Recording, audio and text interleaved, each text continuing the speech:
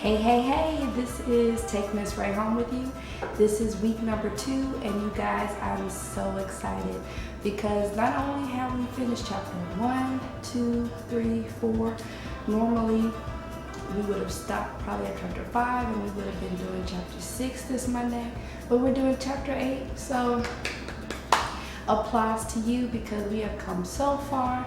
You guys have hung in there and we are really making some great strides. You guys are troopers and I am giving you a big kudos. I'm excited and I'm so proud of you. So this week is of course 1 week away from being on Christmas break. Yay! So let's finish this book. We'll be done with this book by mid next week. So let's just get done, right? So this week is, I'm hoping, going to be a really fun week. We're going to be doing our stop, think, jot charts, and we're also going to be doing some great foldables. Today we completed this foldable right over here, going over how to visualize, infer, predict, connect, ask questions, connect. I think I just said connect. Yes, Miss Ray, you probably already said connect. So there are 6 different things that we were doing in our foldables. And I read one of my favorite books today, Mufuro's Beautiful Daughters.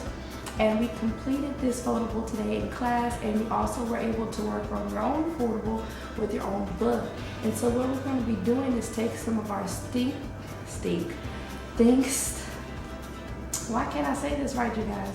Stop, think, jot, board. Some of that we're going to be doing with our book today. You received a handout, so we're doing it completely different this week. You're going to have a handout. So as I'm going through the questions, you will have the same questions in front of you already written down. Thank you, Miss Ray. You're welcome, guys. So I made these handouts for you, and they have the categories from the Stop, Think, Jot, and they also have some of the questions that we went over from the foldables. So we're intertwining them, getting you guys to think, and then there are a couple questions at the end to make sure you were paying attention, and make sure that you go back. I put the chapter, and of course it's only going to be from the chapter that we did, and I put the page number. So make sure you go back and you look and answer these questions at the end on your paper, because some of these questions are going to be on our quiz Friday. So let's go ahead and get started, shall we? So we're going to be reading chapter 8 today. Again, I'll stop when it comes to the question, and the question will come up on the screen just like we did this weekend, and the same question is already written there on your paper. I'm just letting you know which one it is, but it will be in order. Alright, so again, the questions are on your paper and they'll be up on the screen, and I think that's it. So let's start. Chapter 8. The next morning, Jordan didn't get up when Buster blew the conker shell. He didn't even have to pretend he was sick. His back burned from the whipping and his muscles ached so much he could hardly move. Next to him, Uriah moaned and shook. "What's wrong?" Jordan asked. "I got the shakes and the fever again," he said. "Have you had it before?" "I gets it about once a week." "Is it catching?" Jordan was in enough trouble without getting some disease. All right, so that's question number 1. On your sheet in your handout, it says, meet new words. This is from our Stop, Think, Jot. I figured out what catching means by what? Look at the sentence. Is it catching? Jordan was in enough trouble without getting some disease. Is it catching? So look at that sentence and answer that question. How do we find out what catching means in this sentence where Jordan is answering this question? Again, you can pause or you can keep going if you've already written the answer. I don't know. Uriah's teeth shattered. Lots of people has it, even the white folks in the big house. Jordan was surprised to hear that. Seth came over to see Uriah and gave him some of that tea left over from the night before. Uriah drank it down. The cure-all, Jordan thought scornfully. Great for whippings, fever, and chills, and probably snake bite too. It was hard for him to believe that people around here actually survived at all. Well, this was positively his last day. He was going to get the watch and be zapped back to the real world. Number 2. This section that I just read, which is the first paragraph of page 82, it's part of the Learn New Information from our Stop Think Jot. This part teaches me what? Look at this paragraph and you're free to pause me and reread it. But this part teaches me about what? Based off of what Jordan said, this part teaches me what? Now again, you can pause me, but I'm going to keep reading. Clara, when she heard Uriah was sick, stumbled over to him and put a wet cloth on his forehead. She looked so weak herself that she could barely stand up. Then she asked Jordan how he was feeling. He moaned and pretended to be sicker than he was. Any minute now, the overseer would be coming in to check on him, and he had to practice. She stood over Jordan and pressed his forehead with the same damp cloth she'd used on Jordan. Jordan didn't want to hurt her feelings, by telling her not to do that. After all, what could she possibly know about the way germs travel from one person to another? The three of them, Uriah, his mom, and Jordan, stayed on their blankets while the others went out to line up. Jordan wasn't sure what he'd do if Travis asked to see his back and was relieved when Buster came instead. Buster probably asked for the job to save his own skin, and Travis let him do it because he trusted him. All right, so that's number 3, you guys. From our Stop Think Jot, we have meet new words. From the text, I think relieved means Travis asked to see his back and let me go back from the beginning. Jordan wasn't sure what he'd do if Travis asked to see his back and was relieved when Buster came instead. So look at that sentence again and look at the question. From the text, from this sentence, I think relieved means what? Oh, excuse me. All right. So if you need time to answer that question again, pause. Buster probably asked for the job to save his own skin, and Travis let him do it because he trusted him. This sure was one messed up place, full of lies and fear. How you feeling this morning? Buster asked Jordan. Not so good, he said. You able to stand up? If you able to stand up, you able to work? No, sir. He didn't ask Jordan any more questions, then went over to quiz Uriah and his mom. He excused them all from work and left. Outside, the horn blew and the singing faded as the workers marched off to the fields. Jordan waited till he couldn't hear them anymore, then got up and looked out the door. When they marched out of sight, he tiptoed back to where Uriah was curled up on his blanket. He stopped shaking, but his eyes were closed. Clara slept too. Jordan took off for the big house. So here's number 4. This is from our foldable that we made today for What Good Readers Do. We visualize and we look and see what our mind basically shows us while we're reading. It's almost like a movie, and we talked about this last week. So there's a nice big square there for you. I want you to draw a picture of what you see when we just read this part here. This section that I just read, where Buster came in and he questioned everyone, and then Jordan, peeks out the door. He tiptoes out. He checks on everybody to make sure the coast is clear. I want to know what you picture, and I want you to draw a picture for me. Now, as I told you last week, Miss Ray is the only person that can draw stick figures. So if you're going to draw stick figures, please give some good life to those stick figures. Let me actually see what you saw. Try to be as, I don't say be an artist, but try to let your picture really shine through. Don't draw stick figures and just have a bunch of stick figures on the picture, basically. You know what I want, so Give me good pictures of what you saw. Okay? Alright, so let's move on. He picked over a spicy smelling bush and studied the backyard. Alright, so we have one more on this page. We have another one from our Stop, Think, Jot. Meet new words. From the text, I think studied means.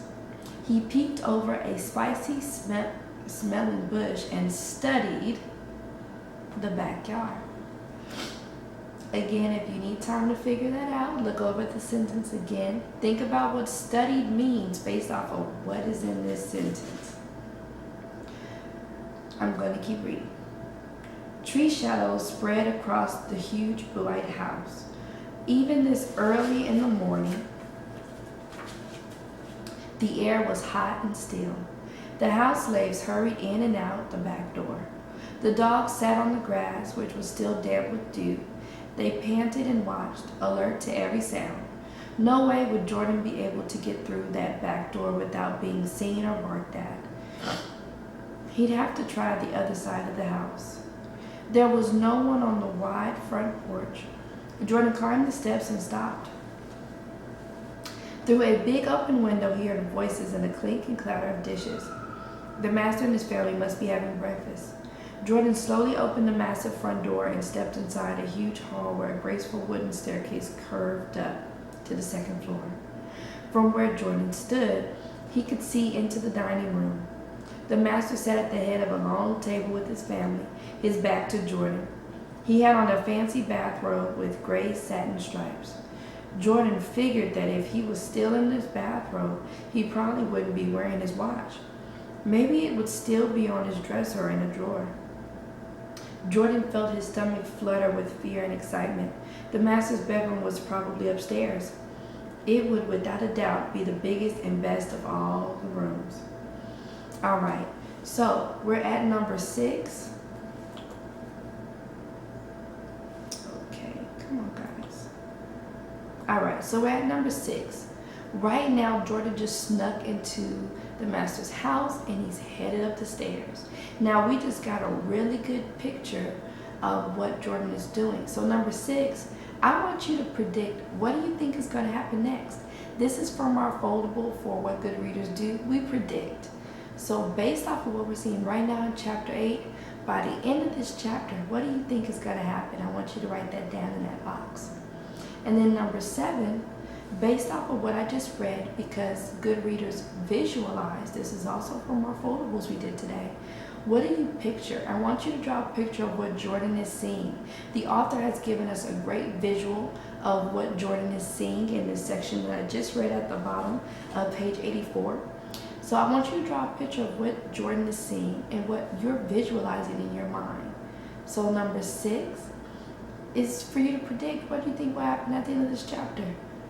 And number 7, give me a picture of what you're seeing right now based off of what we just read on 84. And I'm going to keep reading. So, Jordan tiptoed up that grand staircase, up that grand shiny staircase, careful to stay on a strip of carpet running up the middle so as not to make a sound. He'd never been in such a big house before. It seemed more like a ritzy hotel or the art museum he'd been to on field trips. He wanted to stop and stare at the paintings on the walls, each one in a fancy gold frame. Talk about rich. The house was a world apart from the slaves' cabins.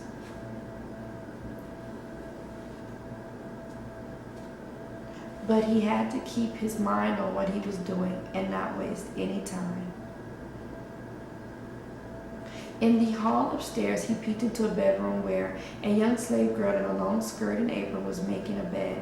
She was working so hard that she didn't even notice when Jordan darted past the open door. Next, he stepped in a bedroom that just had to be the master's. It was super deluxe and stretched all the way across the front of the house. Jordan was relieved to see that the bed was already made. Quickly scanning the tops of 3 polished dressers, Jordan saw candlesticks, carved wooden boxes, tiny portraits in silver frames, and a silver comb, brush, and mirror, but no watch. So This brings us to number 8, which is meet new words, part of our stink. Why do I keep saying stink, guys? Stop, think, jot. Meet new words. Let's see. I figured out what scanning means by what. Now, based off of what we read in this sentence, he quickly scanning the tops of the 3 polished dressers. So picture there's 3 dressers, and you all know what a dresser looks like. It's where you keep your clothes, and there's a top to a dresser. So quickly scanning the tops of the 3 polished dressers, Jordan saw these items. So what do you think scanning means? Based off of what we just read and looking at the complete sentence and everything that Jordan looked through that was on the dressers, what do you think scanning means in this sentence? He constantly looked over his shoulder, afraid of being discovered. His fingers shook as he opened the wooden boxes one after another.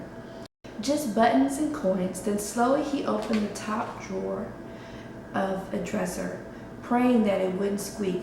Whew! But there was nothing in there except shirts. He had just begun to open the top drawer of another chest when he heard voices in the upstairs hall. It was the master and his wife, and they were headed this way. Jordan's heart rose into his throat. Hide, he told himself. Now! He dropped onto his stomach and slid under the long ruffled bed skirt. Not a second too soon, the footsteps in the room became louder and louder and then stopped. Jordan could tell they were no more than a few feet away. Please shut the door, John. I don't want the servants to hear. They gossip so. As soon as the door had closed, the mistress said, I happen to know, John, that you are not paying our bills as promptly as they ought to be paid. Yesterday, Mr. McIntyre refused to show me the new cloth from his London shipment. When I asked him why, he told me that you hadn't settled our account there for several months. I declare it was too humiliating for words, and I want an explanation. Well, Lavinia, my dear, our income may be a little short until the whole cotton crop comes in, but there will soon be enough money for anything your heart desires. When can you pay Mr. McIntyre? Not for a while, dear, but I'll talk to him. I'm sure he'll understand. Jordan huddled under the bed, finding it hard to believe that anybody living in a house like this could ever be short of money. John, said Lavinia, I find I am forced to speak to you frankly. Your spendthrift ways are the talk of the county. Changes will have to be made, but in the meantime, we'll just have to raise some money.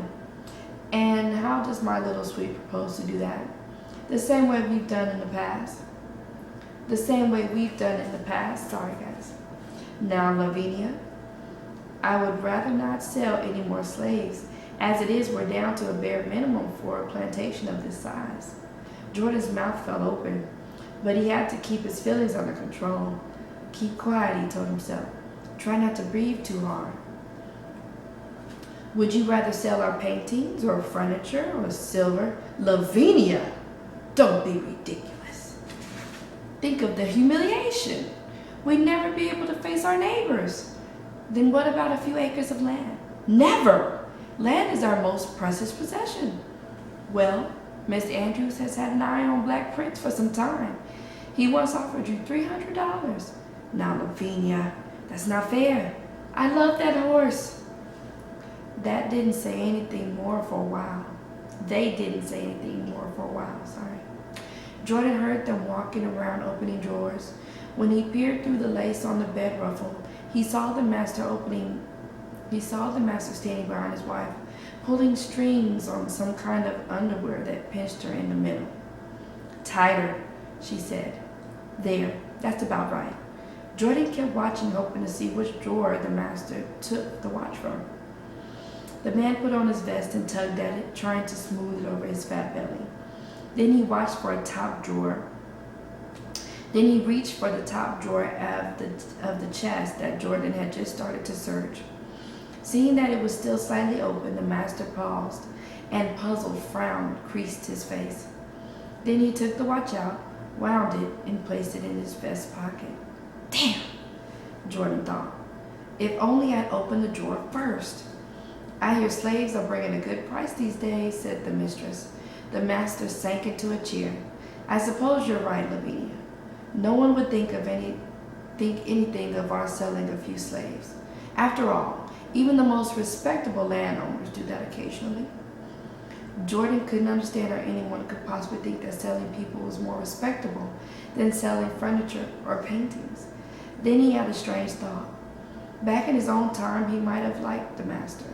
His manner and personality reminded him of a doctor he and Mom and Tashelle went to, a nice, gentle guy. But for all that, only slaves had turned the master into something evil. Jordan wanted to rush out and make the man understand this, but he was afraid the master might have him killed. Until he got that watch and found the underpass, he was trapped. Jordan shook with rage as he pulled his head farther back under the bed. I hear the trader will be in town soon, the master went on. If we decide now, we'll be ready for him. You understand, don't you, Lavinia, that you can't breathe a word about this.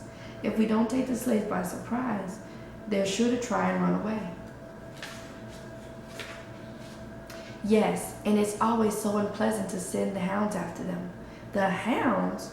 Jordan has seen movies where dogs hunted down criminals. Unpleasant, she says? Yeah, sure. She'd be holed up here in a mansion and wouldn't have to watch scared black guys being chewed up and ripped to pieces. Would you consider parting with any of your household help, Lavinia? How could I, John?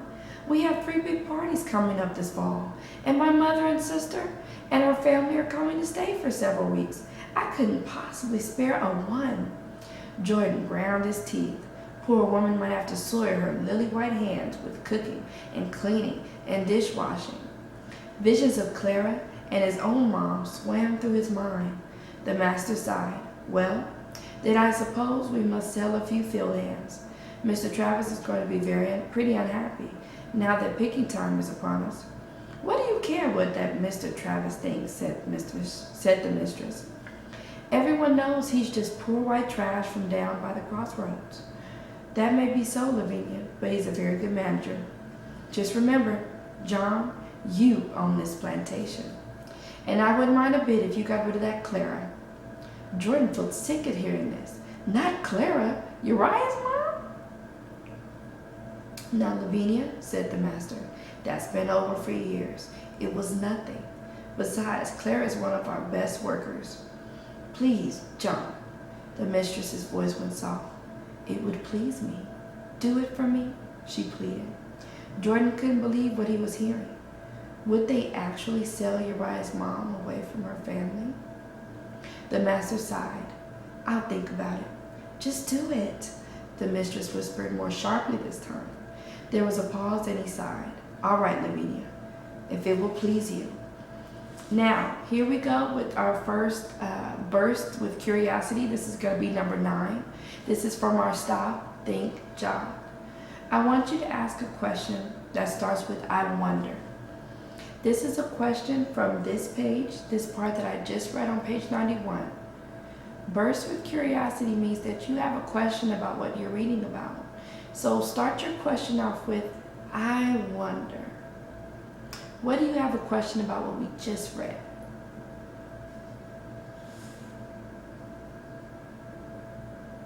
The master sighed. I'll think about it. Just do it, the master whispered. The mistress whispered, more sharply this time. There was a pause, then he sighed. All right then, Lavinia, if it will please you. Jordan wondered if there could be another Clara on the place. Daddy's has been sickly lately, said the master. Our climate doesn't seem to agree with him. He looks good when he doesn't have the fever, and he's strong and willing. He'd bring in several $100s. Listening to these people talk about a man's selling price in dollars made Jordan more physically ill.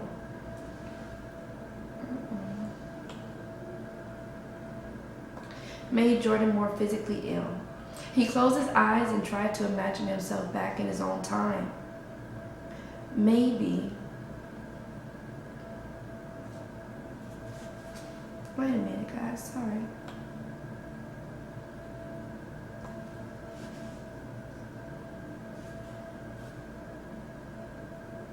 Okay, I think I mixed up my questions. So, On page 89, number 9, we had a I wonder question, and I think I missed it. And then number 10, we had burst with curiosity on page 91, which was the page that I just read from.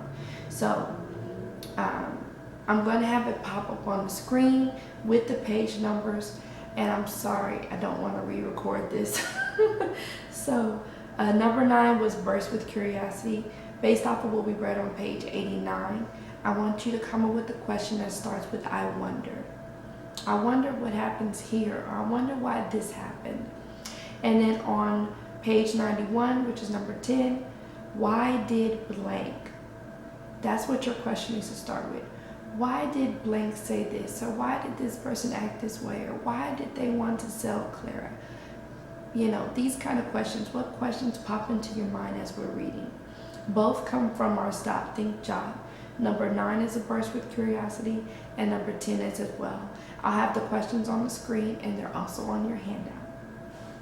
Okay, sorry about that. So, maybe if he willed it hard enough, he could get there without the watch. He pictured his home to Shell and Mom in the kitchen having a big bowl of cereal for breakfast, but it didn't work. He remained under the master's bed, listening, quiet as a mouse at the talk between Lavinia and John continued. John, what about the boy who came in here with Uriah? You know, the one who followed him here from the woods? They were talking about him, Jordan. A shock pulsed through him. Don't pass out, Jordan, he told himself. Listen up and listen hard. I must look into that, Lavinia. No doubt he's a runaway. I'll make some inquiries. Suppose no one claims him. Then we can either keep him or sell him. If no one claims him by the time the trader comes to town, I'd say we have a perfect right to sell him. How old is he, John? Oh, about 12 or 13. At that age, he could bring us $300. $300? The price of a horse? Jordan's brain whirled. Every muscle and nerve in his body tightened. Cold sweat dampened his hands. It was as if he had been thrown into a shrinking iron box that was slowly crushing him to death. He wondered how the master and his wife would like it if they had to stand under a today's special sign at Walmart with price tags around their necks. Whew. So a lot has happened in this chapter, and it kind of leaves us with a cliffhanger, basically wondering what's going to happen in chapter 9. So your last 3 questions is basically just asking for your thoughts. Number 11 was your prediction correct? The prediction that you made earlier in this chapter, was it correct? Number 12, from predict, which is on our foldables, what will happen in chapter 9? What do you think is going to happen? Is he going to find the watch? Is he going to get caught by the master? Will the master see him under the bed? What do you think is going to happen in chapter 9? And then number 13, tell me what happened in this chapter. Come to the end of the section is based off of our Stop, Think, Jot, and it says this part of the book is mostly about what? So what is this chapter mostly about? Now that box is pretty big, and I expect it to be filled. So make sure you give details and don't miss anything. Tell me what this chapter was about. And then there's 4 questions at the end that you need to go back to make sure that you are actually paying attention, because those questions will be on the test this Friday. Alright, so I hope you guys enjoyed chapter 8. I hope you enjoyed the new way that we're doing the questions, and I can't wait to see you tomorrow. Bye.